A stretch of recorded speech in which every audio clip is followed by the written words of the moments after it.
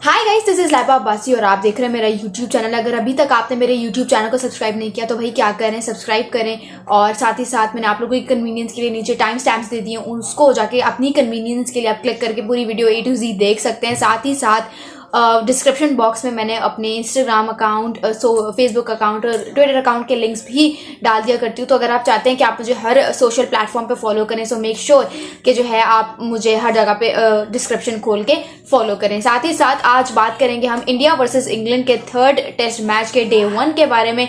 India versus England का आज पहला दिन था और इंडिया ने टॉस जीतकर बैटिंग करने का फैसला किया, जो one of the best decisions I have to say था। इस तरह से उनकी बैटिंग लाइनअप भी टेस्ट हुई कि if they are able to put up a good score.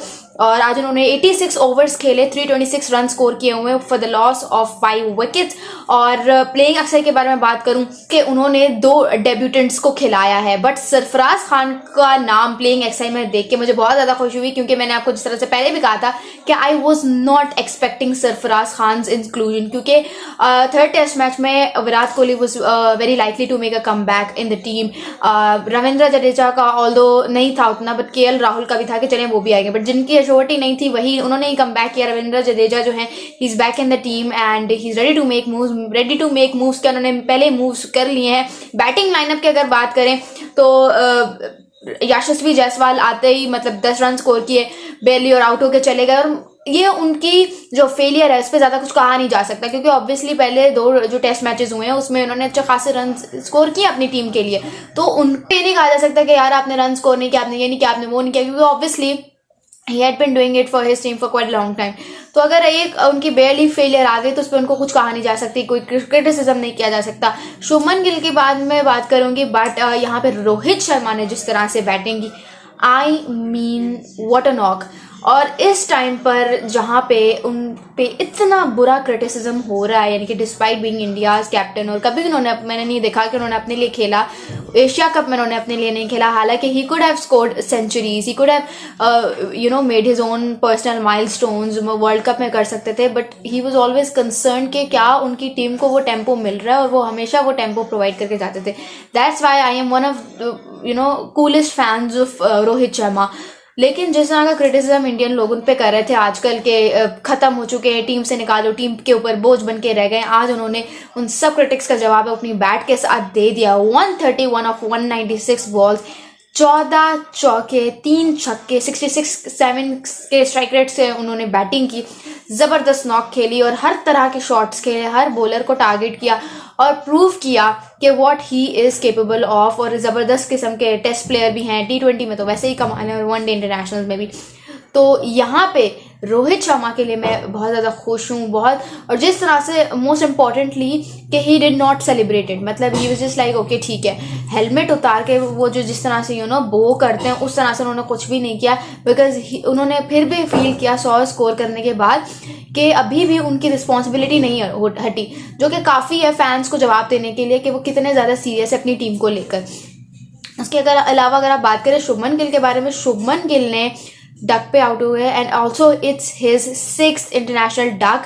उन्होंने जो है अब 6ठी उनकी डक इंटरनेशनल डक है। और ये जो 6 के 6 डक्स हैं ये उनकी आई हैं 3 टीम्स के against, which is Australia, south Africa and तीसरी है इंग्लैंड। ये 3 टीम्स हैं जिनके खिलाफ उनकी ये 6 डक्स हैं इंटरनेशनल गेम में। उन्होंने टोटल जो है अगर आप बात करें तो 81 इंटरनेशनल गेम्स खेली हैं, जिसमें से 30 तो हैं, जो 30 गेम्स हैं वो इन 3 टीम्स के खिलाफ है, साउथ अफ्रीका, ऑस्ट्रेलिया और इंग्लैंड। और इन 30 गेम्स में उनकी जो एवरेज है, अगर मैं आप बताऊं टेस्ट एवरेज, वो 30 है, ODI एवरेज 32 है, वैसे ओवरऑल एवरेज जो है वो 29.5 है, और जो उनकी T20 में एवरेज है वो 4 की है। लेकिन अगर आप उन 81 गेम्स में से 30 निकाल देते हो, जो कि ऑस्ट्रेलिया, साउथ अफ्रीका और इंग्लैंड के अगेंस्ट है, और बाकी कितनी पीछे बच जाती हैं 51 गेम्स जो इन टीम्स के अगेंस्ट नहीं है, उन 51 गेम्स में अचानक से उनका एवरेज को बूस्ट मिल जाता है and it becomes 54.95 something. T20 में ये एवरेज 4 से जंप कर जाता है अचानक टूवर्ड्स 30। वनडे इंटरनेशनल्स में it becomes around may be 50, ठीक है, और टेस्ट में ये हो जाता है 30 समथिंग। तो अब आप खुद देख लें कि वही इंडियंस या वही वो फैंस या वही वो लोग जो क्रिकेट देखते हैं जो बाबर आजम को कहते हैं जिम बाबर है, ये है, वो है। तो मुझे समझ नहीं आती इतनी हिपोक्रेसी फैंस में कहाँ से आती है कि जो लोग बाबर आजम को ट्रोल करते हैं for scoring run against minnow teams, Shubman Gill को क्यों नहीं देखा जाता, उनके स्टैटिस्टिक्स को क्यों नहीं देखा जाता, उनको एनालाइज क्यों नहीं किया जाता उस तरीके से। तो ये एक सोचने की बात है। शुभमन गिल को although he is a very classic player, but वो क्लासिकनेस जो है उनकी वो बड़े टूर्नामेंट्स में कहाँ चली जाती है। Although he scored a good 100 against England in the second test, but he is suppose to carry that form consistently, क्योंकि अगर आपने बड़ा प्लेयर बनना है, अगर आपको प्रिंस का लक़ब दिया गया है, इंडियंस ने आपको दिया है, अगर आपको वो जूनियर विराट कोहली समझते हैं तो वैसे फॉर्म भी तो कैरी करें ना, वो नाम की रिस्पेक्ट तो करें ना। अब ये चीज़ मैटर करती है। फिर आते हैं सरफराज खान पे। सरफराज खान यार किस तरह से इस प्लेयर की मैं तारीफ करूं, जितनी तारीफ करूं कम है। यानी कि ही केम, ही कॉन्क्वेरेड एंड ही लेफ्ट इट। मतलब क्या उन्होंने इनिंग्स खेली, 66 रन्स की उन्होंने इनिंग्स खेली। उनको पता था टाइम कम है, लेकिन फिर भी उनको पता था कि उन्हें बड़ी मुश्किल से मौका मिला। और जब आपको इतनी मुश्किल से मौका मिलता है ना, तो आप ये नहीं देखते हो, आपको पता होता है उस चीज़ की इंपॉर्टेंस का, कि वो चीज़ आपके लिए कितनी मैटर करती है। और उन्होंने, वो सरफराज खान ने वो चीज़ शो की। उन्होंने कैसे शो की, उन्होंने इनिंग्स इस तरह की खेली जैसे वो वनडे इंटरनेशनल खेल रहे हैं। लगा ही नहीं एक मोमेंट के लिए कि डेब्यू है उनका, वो भी टेस्ट क्रिकेट में, वो भी इंग्लैंड के अगेंस्ट, जो कि फुल अपनी फॉर्म पे छाई हुई है। लेकिन जिस तरह से वो आए, उन्होंने बैटिंग की, he can do a lot for India. अगर इंडिया इनको कंसिस्टेंटली चांसेस देता रहे, बहुत कुछ कर सकता है। और जितने इमोशनल है, मतलब डोमेस्टिक क्रिकेट में यार सेंचुरी स्कोर करने के बाद रो पड़ते हैं, तो आप यहीं से अंदाजा लगा ले कि how passionate he is about this game of sports. और जिस तरह से उनके फादर आज इमोशनल हो गए थे, उनकी वाइफ इमोशनल हुई थी, literally they were kissing his debut cap. तो ये इम्पोर्टेंस है उस ओहदे की जो सरफराज खान को मिला है, क्योंकि उनके लिए सिलेक्शन काफ़ी ज़्यादा मैटर करती है। And he is been struggling very hard for quite a long time now to get into team. और फाइनली अब उनको चांस मिला है और वो उस चीज़ को कैश कर रहे हैं, उस अपॉर्चुनिटी को कैश कर रहे हैं। तो मेरे ख्याल से he is a very big asset for team India अभी भी और in the future as well. So Sarfaraz Khan को कैसे पॉलिश करता है इंडिया, वो अब देखना बाकी रहेगा। बाकी उनके लिए मुझे बहुत ज़्यादा खुशी रही कि क्या उन्होंने, मतलब कुछ प्लेयर्स होते हैं जो ज़ाया कर देते, लेकिन उन्होंने उस अपॉर्चुनिटी को पूरी तरीके से from both the sides fully avail किया है, जो कि बहुत बड़ा पॉजिटिव है for India to take out from this match. Ravindra Jadeja, one India हुआ 33 for 3, रविंद्र जडेजा आते हैं और एक ज़बरदस्त नॉक खेलते हैं। ऑल्दो उनको कहीं ना कहीं ट्रोल किया जा रहा होगा उस कंट्रोवर्शियल रन आउट के लिए जो उन्होंने सरफराज खान का करवा दिया, बट कोई बात नहीं यार, हो जाता है। गेम स्पोर्ट्स है, गेम है, कुछ नहीं होता। ठीक है, सरफराज खान अगर at the end of the day टिक जाते तो situation could have been very very different for team India अभी तक। लेकिन चलो कोई बात नहीं, अभी रविंद्र जडेजा हैं, सो हाई होप्स फॉर इंडिया।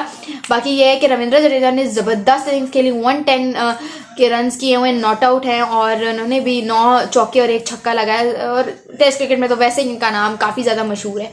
ज़बरदस्त ऑलराउंडर है और ये भी एक बहुत बड़ा एसेट ही है इंडिया के लिए। स्पिनिंग, जब इनकी बॉलिंग में ज़रूरत पड़ती है, बॉलिंग में इतना कमाल करते हैं, बैटिंग में और फील्डिंग में तो आपको पता है सुपरमैन है फील्डिंग के।